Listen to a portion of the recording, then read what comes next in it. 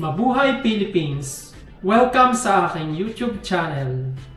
At ito na nga, ang pinag-uusapang Mr. Supranational 2024 na representative ng Philippines sa Poland na si Brandon Espiritu.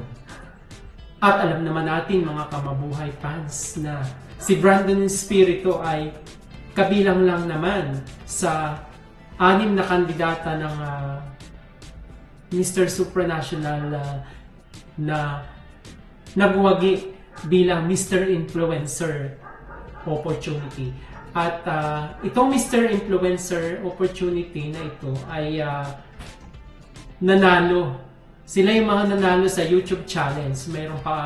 Mayroong pa contest na ginanap sa YouTube challenge at kabilang nga ito si Brandon Espiritu sa nagwagi. At kasama si Brandon Espiritu na napili bilang mga Mr. Influencer opportunity sina Guillermo Layos ng Argentina, sina Oo Maung ng Myanmar, at si Pizel Mackenzie ng South Africa, si Chon Lawit Wong Rewosor ng Thailand, at Quang Tuyen ng Vietnam. So more or less mga Asian ang napili sa contest na ito dun sa Mr. Influencer opportunity. At syempre, proud na proud tayong mga Pilipino dahil mayroon tayong katulad ni Brandon Espiritu na talagang handang ilaban ang Pilipinas sa patimpalak na ito. At syempre, nagpakitang gilas ang ating kandidato. At nung introduction pa lang at sashing ceremony ay talagang kitang-kita at lutang na lutang ang kanyang pagiging speaker.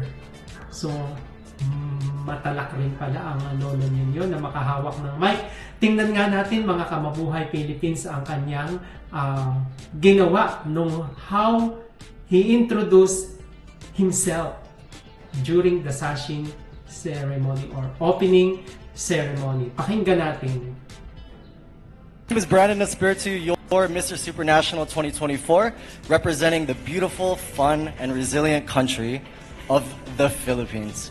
Yeah. Now, fun fact is I am from Guam. I was born and raised there for 18 years.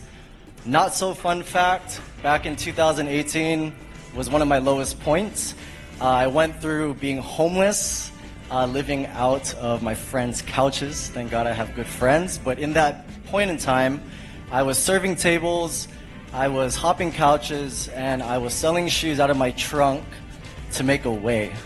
Happier fact is that same person today is proud to be an owner of a restaurant, bar, and cafe thank you, in one of the most progressive growing cities in the world, Manila. So, I am not here to be a pageant king. I am here to be an ambassador and to elevate the Supranational brand, and all while doing so, being a beacon of hope and showing people that your dreams can be a reality. Maraming salamat po.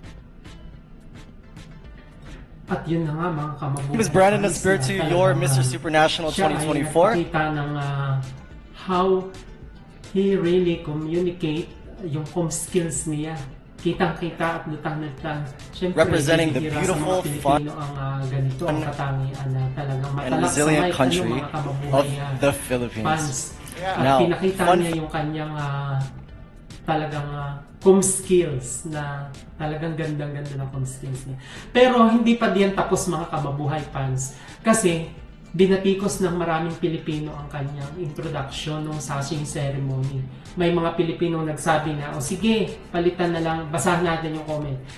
O sige, palitan na lang natin ang sash mo na Guam. Kasi nga wala siyang loyalty sa Pilipinas. I think that the represent Guam, and where did he got the funds to put up a restaurant in Manila? I think it's a very costly in Manila, just saying. O yun, isa pa rin yun.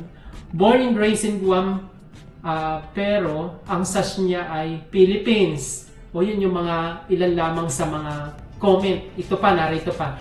Now I'm switching to Venezuela win. Sana na-represent mo na lang ang Guam. O yun pa yung isang comment. Yeah, kakainis talaga. Isa pa sana Guam na lang ang ni-represent niya. Oy, hoy Brandon, bakit puro Guam ang iyong binabanggit? At gusto pa naman kitang manalo ngayon, bahala ka na manalo o hindi, At Guam ka na lang. So are we going to be happy if you win? Na, because you are Guamanian, not Filipino. As per your statement also, not to be a pageant king, but an ambassador. Gusto pa naman kitang manalo ngayon, bahala ka ng manalo, hindi o hindi, Then, Guam ka na lang. Lagi ka na lang Guam ng Guam. Minsan, sana palitan niya yung sash niya. I'm proud to be a Filipino and proud to be represent my beautiful country, the Philippines. Sige, Guam ka na lang. Yun lang din naman ang sash mo. Yun lang lagi ang binabanggit mo. So yun lang mga kamabuhay fans ang aking topic ngayon. At kung hindi ka pa nagsusubscribe, ay huwag kakalimutang i-click ang subscribe button at huwag din kalilimutang mag-comment at i-likes ang aking video na ito. Hanggang sa muli at upang malaman ko rin ang interaction at magkakaroon tayo ng komento sa bawat comment ninyo. Hanggang sa muli, paalam, bye-bye!